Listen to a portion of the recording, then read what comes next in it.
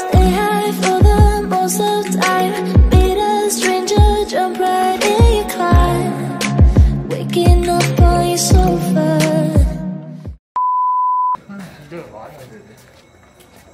Oh my god, Odis oh. Odi. Ay na, Odi.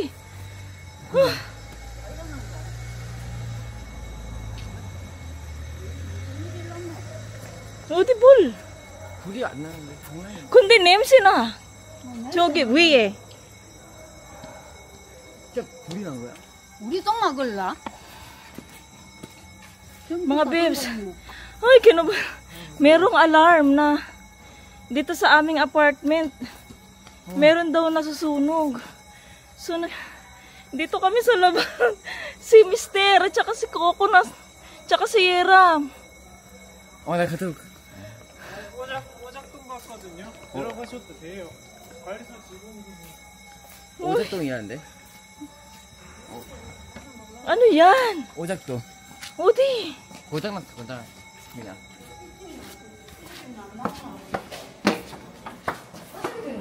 모르겠어요, 뭐. 왜 이렇게? 어디? 어디서 골랐어? 어디? 그러니까 오빠고. 안 보여. 물은 하나도 안 보여. Tinakot kami. Ang sarap lang higa ako.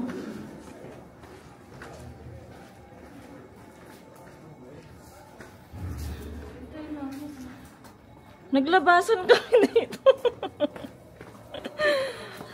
Sige, Ting. Odi!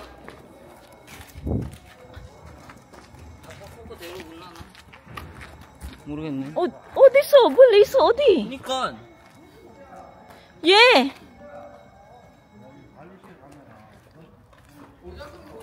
The next day.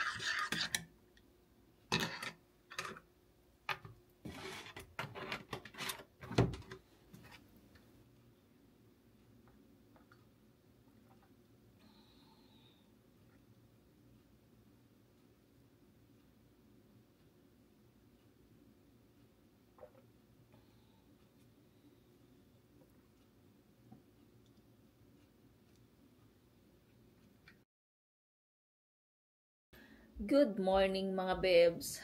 Kamusta na kayo? Welcome back sa aking channel. Ayan, kung napanood nyo yung unang video na nag-ano kami, tawag nito, natakot at nasa labas kami ng gabing-gabi.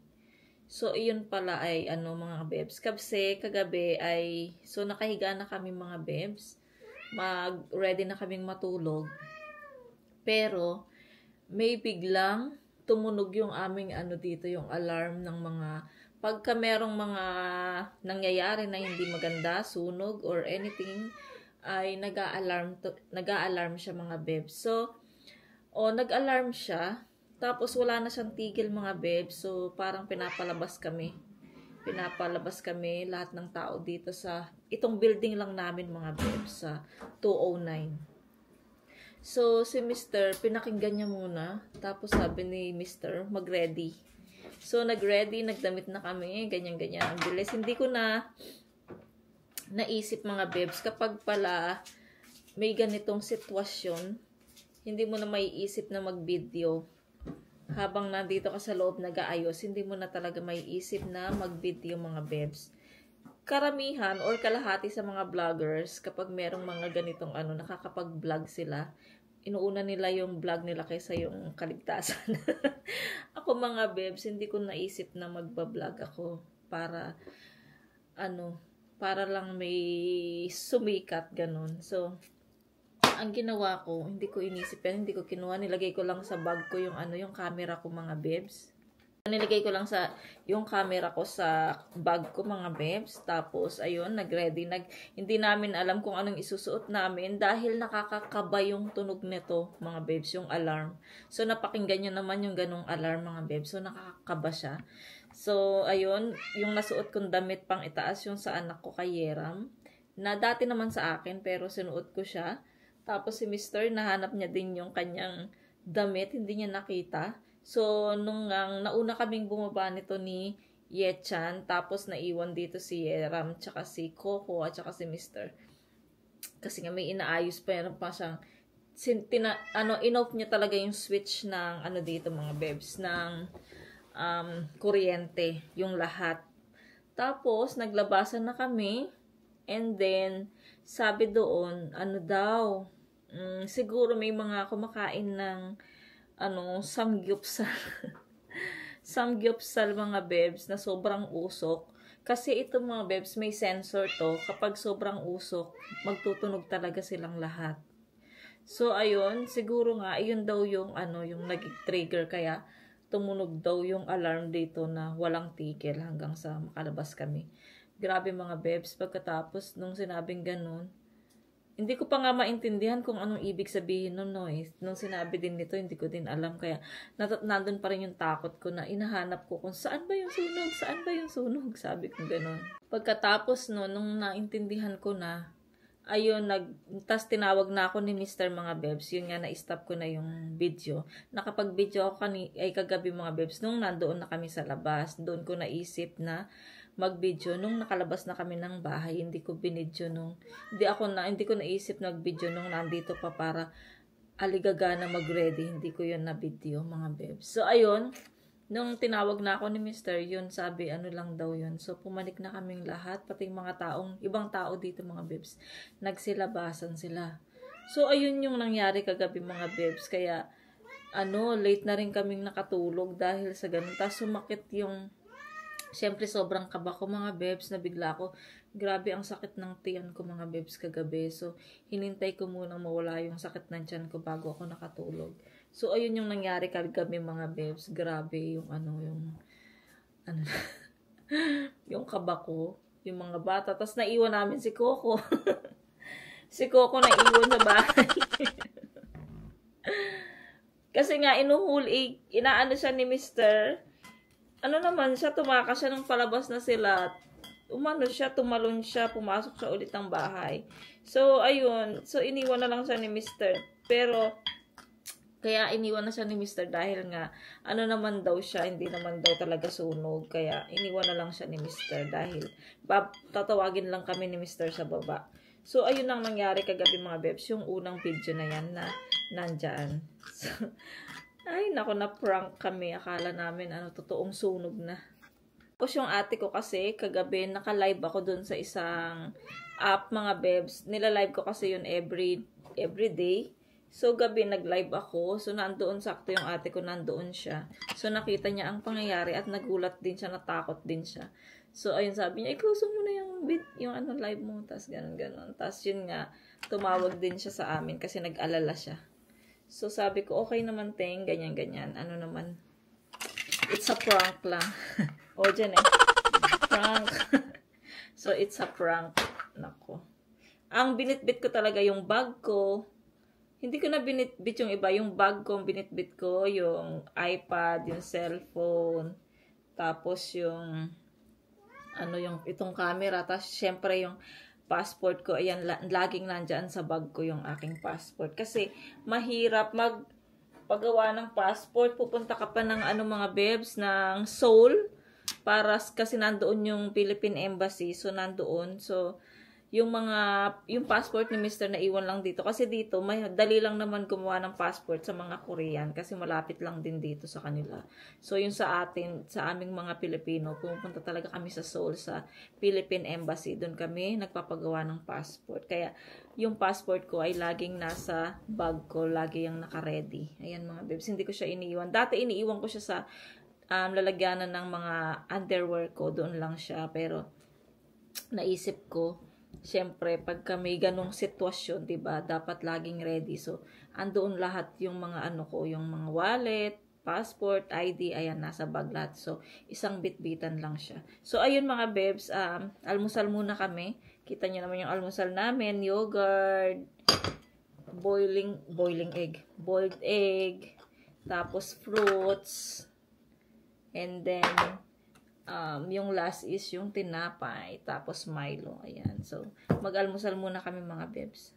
2,000 years later. Ayan mga bebs, nakaligo na ako. So, sinuot ko ulit tong damit na to dahil kasusuot ka lang kahapon. So, sayang naman. Hindi naman ako pinapawisan. Kaya sinuot ko siya. So, magluluto na ako ng ulam namin for lunch and dinner. Ayan. So, magsisinigang tayo ng buto-buto kasi na-miss ko tong sinigang na to na buto-buto. And, ayun yung ating lunch. Sumakit yung ulo ko. Naligo lang. Palobat na naman tong aking camera.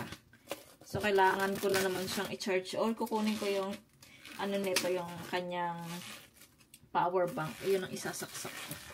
Para habang nagbablog tayo, nagcha-charge siya. So, ang gagawin ko, ano pala to? Dapat sa, lutuin sa pressure kasi nga, buto-buto siya.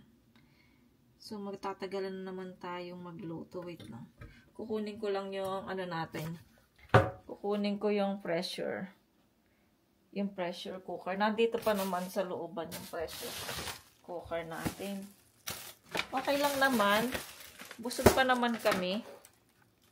Kasi nga medyo heavy din yung kinain namin kasi nga nagtinapay din kami, di ba? So okay lang naman na malate kaming kumain. Sa Pilipinas nga mga bebs alas 3 dun pa lang kami nagla-lunch nung dalaga pa ako mga bebs. Syempre mahirap ang buhay. So naghihintay pa tayo ng bigas para makapagsaing. Ayan, naalala ko na naman ng nakaraan. Yun nga, naghintay pa kami ng pagdating ng aking stepfather galing sa pamamasada. So, inintay pa namin siya dumating. Kasi nga, siya na yung bibili ng bigas. Kahit 1 kilo lang yan o 2 kilo. Ayan. Pag dumating na siya mga bebs, sobrang saya na namin. Kasi nga, alam namin, meron na siyang bit-bit na bigas. Ayun. So, sobrang nakakasad kasi nga pag naalala mo yung mga nakaraan mo na sobrang hirap ng buhay. Ayun. So, sobrang blessed naman ako today. Sobrang blessed naman ako ngayon kasi nga today is ngayon. Sobrang blessed naman ako dahil sa nangyari sa akin ngayon. Yan. Diba? Hindi ko akalain na nandito tayo sa abroad, makapangasawa ng ibang lahi, diba? Hindi ko yun inaasahan mga bebs dahil alam nyo, talagang takot ako sa mga foreigner. Hindi inaasahan ng nanay ko din na mapapangasawa ko ibang lahi tapos may hiwalay ako sa kanya. mga bebs. Mama's girl ako, mga bebs. At hindi ako mahiwalay sa nanay ko. At ako ay, ano tawag nito? Mahiyain. Ayan. Mahiyain ako, mga bebs. Sa totoo lang, dati, ha? Kaya, hindi inaasahan ng nanay ko na malalayo ako sa kanya. So, ayan, ugasan ko muna tong buto-buto para mailagay ko na sa pressure at mailuto ko na. Tapos, i-charge ko muna. Ay, meron pa naman siya. Wait lang.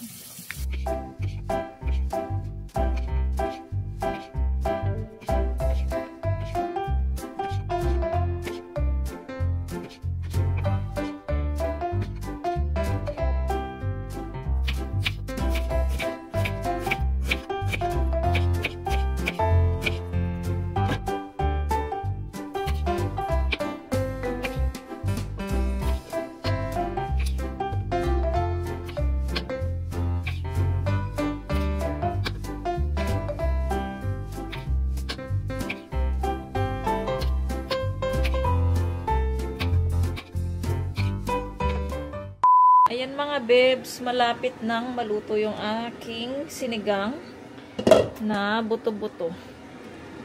Ayan, nilagay ko na yung gulay. Lakas para natin para kumulo. Wala pala akong original na sinigang. Ang nailagay, ang nandyan lang yung gabi na sinigang. Yung ayaw ko pa naman na sinigang. Hindi ko yun binili, mga bebs. Ano lang yun, free lang yun, yung sinigang sa gabi. Ang binibili ko talaga yung yung sinigang na original. Pero wala tayong magagawa, kaya ayan, iyon na lang nilagay ko, yung gabi. Ang gusto ko talagang sinigang, yung original talaga, yung talagang gabi na nilalagay, hindi yung sa hindi yung sa pang sinigang na gabi, ganyan. Gusto ko talaga yung gabi talaga sa Pinas, yung nilalagay talaga. Iyon, favorite ko talaga yung gabi na yun. And then, nakapaghugas na muna ako ng plato para hindi masyadong maraming hugasan si Yetchan mamaya sa aming lunch. Tapos, yung labada kong kumot at saka yung towel. Sinama ko na yung towel ni Mr. kasi kailangan niya ng towel. Kapag dumarating kasi siya, naliligo siya. So, malapit na rin matapos yung labada ko. Isasampay natin dito. Grabe, ang lamig. Yung weather ngayon, mga bebs, hindi ko alam kung ilang degrees ngayon. Grabe yung lumamig na naman siya, parang na-cancel yung winter, mga bebs. So, ang lamig na naman. Hindi ko kasi nakikita dito yung weather kung anong weather na, ganyan. Ayan, nanonood pala ako ng mga vlogs na sinusuportahan ko. Ayan, so, hinina ko lang kasi nga baka makopyright tayo.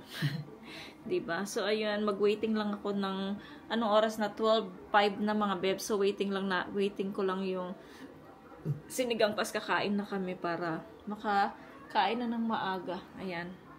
Ang dami kong mga bebs, nakasindi yung TV, nakasindi tong mga gadget na to. So, ayun, mga bebs, later na lang. Update tayo later. Kain tayo, mga bebs. Luto na yung aming ulam. Ayan, meron tayong sasawan na patis. Tapos yung kanin namin ni marami kasi nagutom na kami. Ayan, tas meron ding iba si Yetchan. Ayan. Kain tayo. Kain tayo. Kain po tayo. Kain po tayo. Ayan. A few moments later. Ayun, mga bebs, hindi muna ako nanood ng vlog. Nag-edit muna ako kasi bali 3 yung i-edit ko. Yung Sunday na hinati ko kasi siya, mga bebs. Pero napanood nyo na yun. So, napanood nyo na yan. So, hinati ko sila dahil bali 2 vlog kasi siya. Tapos, yung kahapon. Tapos, yung ngayon. So, 3. Ang ngayon ay ito.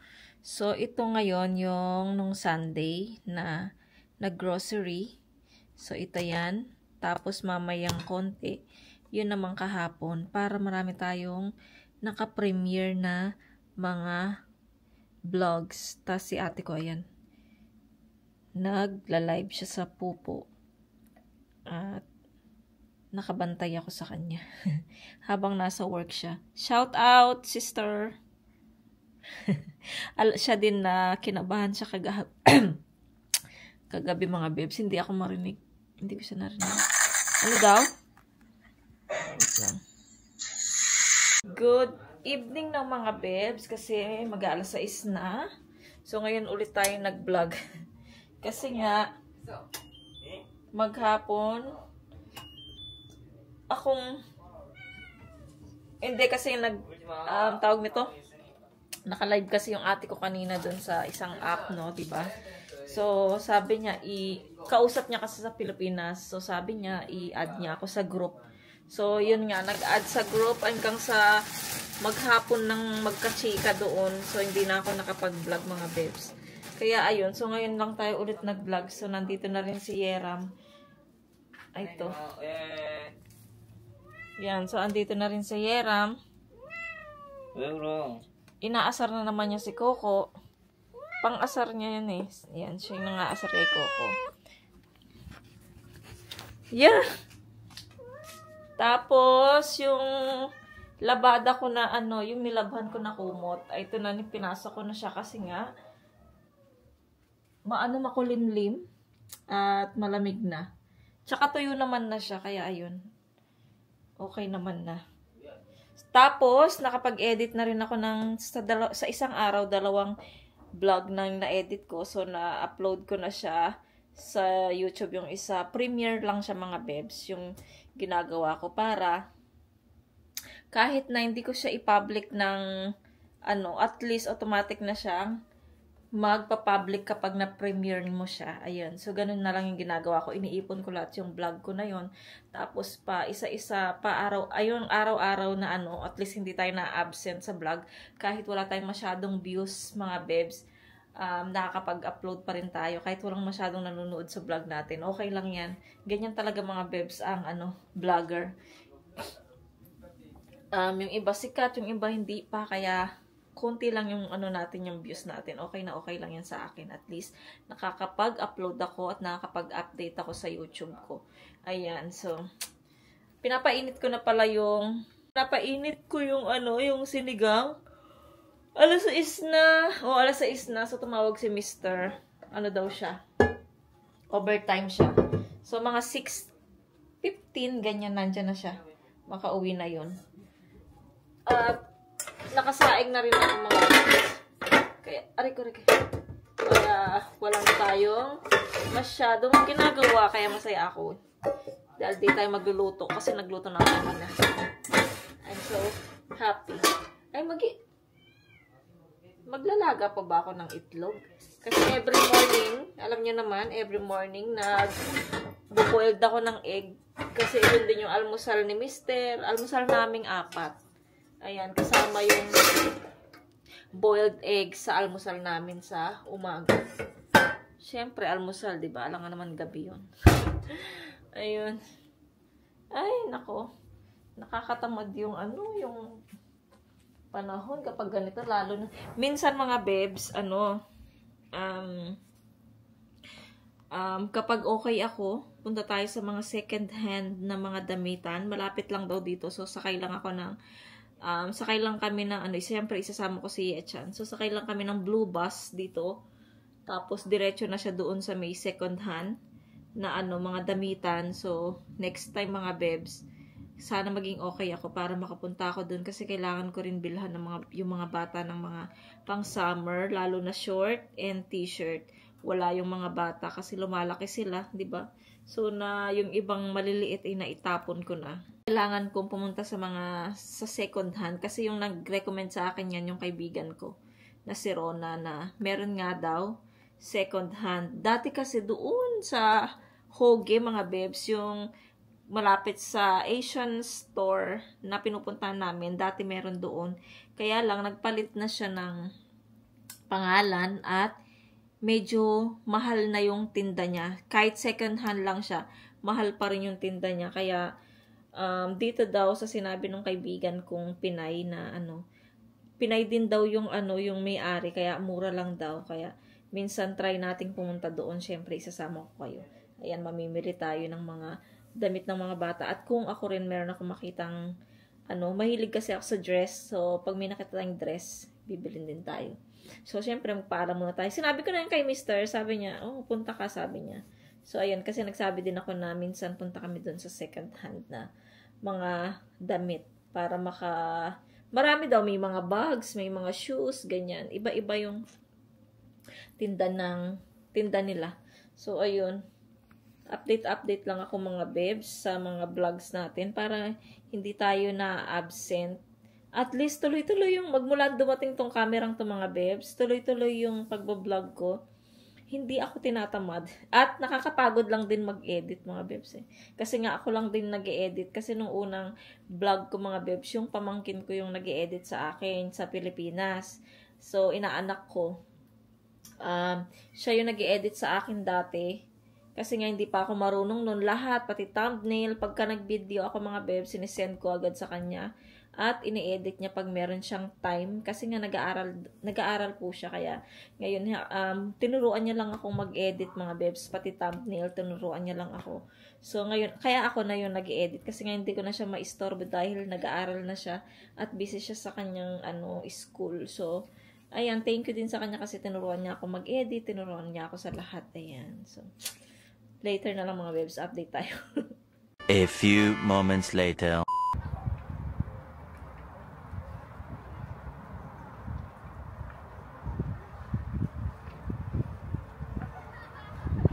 이거 괜찮아? 눈 많이 내려? 많아. 많이 내리네. 오늘 밤 눈이 내리겠다. 밤에 눈 내리면 많이 온다. 안 보이네. Boy, ayun boy. 이거 걸었어? 걸었어? 보시면 확 떨어져 있는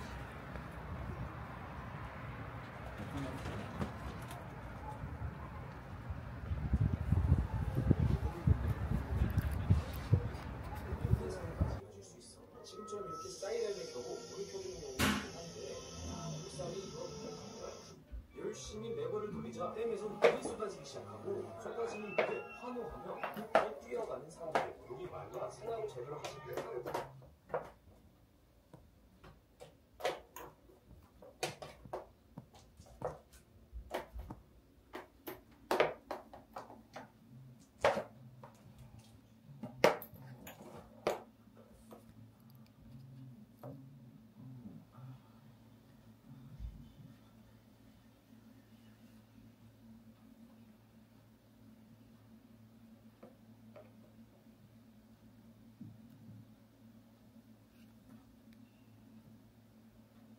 So, ayun mga babes, pasensya na kayo kung wala tayong masyadong ganap sa ating mga vlogs. Ayan, sana mapagtsagaan nyo yan.